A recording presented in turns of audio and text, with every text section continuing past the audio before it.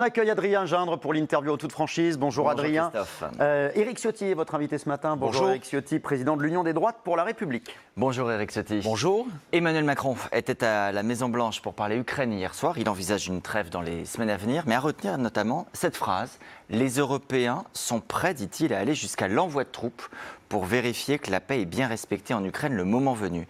Et vous, est-ce que vous serez prêt à soutenir cette idée le moment venu ? D'abord, envoyer des troupes pour faire respecter la paix, ça veut dire que la paix se sera installée.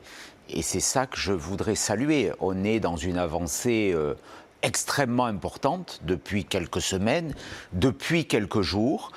C'est inédit. Ce conflit est enlisé. Grâce au président américain ou grâce au président français ? Grâce au président américain, très clairement. Pas grâce au président français. Je l'avais dit, je crois peut-être même sur votre plateau, que l'élection de Donald Trump amènerait sans doute la résolution, en tout cas l'interruption, et c'est un premier pas qu'on souhaite tous, il est plus à même d'apporter une réponse au conflit. à la fois au Proche-Orient qu'en Ukraine. C'est en gros ce qui est en train de se passer. Alors il ne faut pas le faire à n'importe quel prix. Il faut que ce conflit qui déchire le continent européen s'interrompe. Il y a un cortège de drames, de morts.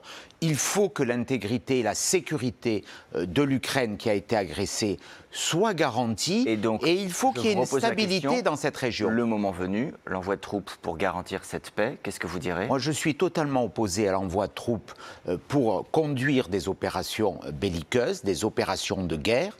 Si globalement il y a une force qui stabilise cette région dans une opération de paix sous mandat international, pourquoi pas ? Mais objectivement, je ne pense pas, et aujourd'hui je le redis, que je suis totalement opposé à ce que préalablement il y a des forces françaises.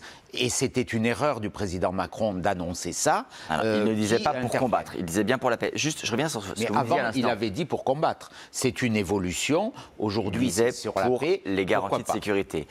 Vous rappeliez votre soutien à Donald Trump pendant la campagne américaine. En effet, vous l'aviez fait sur ce plateau. Je l'ai dit avant. Oui. Tout à fait. Hier à l'ONU, les États-Unis se sont opposés à un texte qui qualifie la Russie d'agresseur et qui appelle au retrait de ses forces armées. On peut encore dire aujourd'hui que Donald Trump, c'est la bonne solution quand on l'entend dire que la Russie n'est pas l'agresseur et qu'il ne faut pas le retrait des forces armées ? Il y a eu une résolution qui a été adoptée cette nuit par le Conseil de sécurité des Nations Unies. Un autre texte. C'est un autre texte qui a été adopté et qui appelle à la paix. Ce texte n'a pas subi de veto.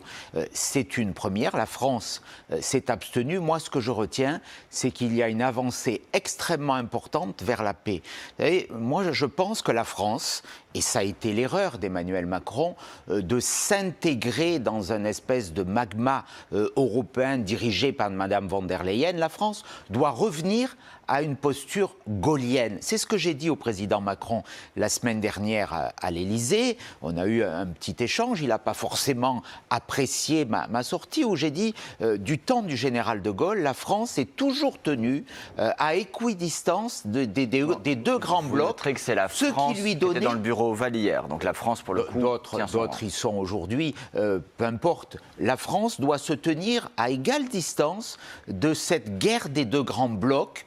On peut rajouter aujourd'hui la Chine, parce que cela lui donne une place singulière, particulière, de nation d'équilibre. C'est cette grande nation d'équilibre parce que nous avons la force de dissuasion nucléaire, que nous sommes une nation dotée qui donne à la France cette spécificité. Je ne veux pas que la France soit quelque part fondue dans une posture européenne qui n'a aujourd'hui pas d'unité, pas de cohérence, parce que tous les Européens ne pensent pas pareil. On parle de la France également, puisqu'après l'attentat de Mulhouse, qui est survenu ce week-end, votre allié Jordan Bardella du RN a estimé que le ministre de l'Intérieur Bruno Retailleau devait agir ou partir.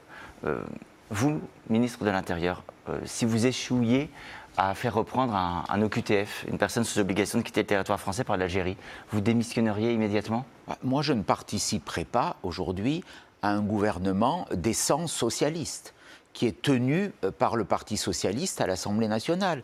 Je ne participerai pas à une coalition qui a été élu grâce au retrait des candidats de M. Mélenchon. Mais pardon, il n'y a pas de socialiste au gouvernement. Bruno Retailleau, il Monsieur travaille Jeanne. avec les soutiens du président de la République. Là, pour le Et moment. avec le soutien à l'Assemblée nationale du Parti Donc ça le socialiste. disqualifie. Non, mais quelques secondes, si vous permettez. Pourquoi on est dans cette situation d'impuissance?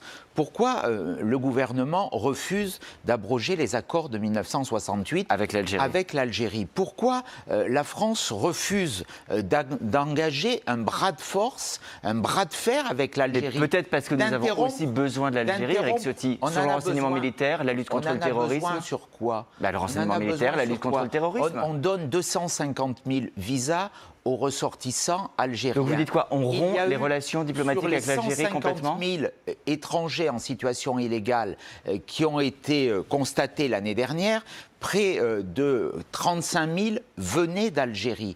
On a expulsé que 2000, un peu plus de 2000 Algériens.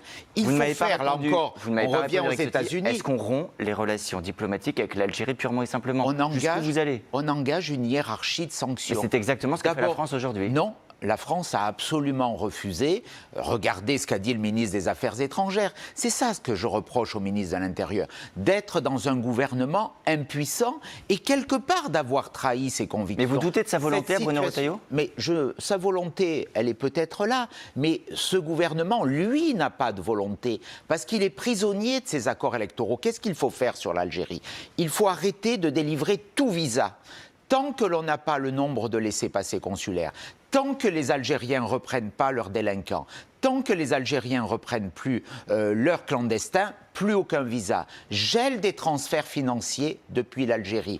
Arrêt de prise en charge des soins gratuits dans les hôpitaux parisiens. Gel des biens aussi de la nomenclature algérienne. On a une graduation de sanctions. On peut arrêter d'acheter du gaz naturel. Ça aura des conséquences économiques pour nous également.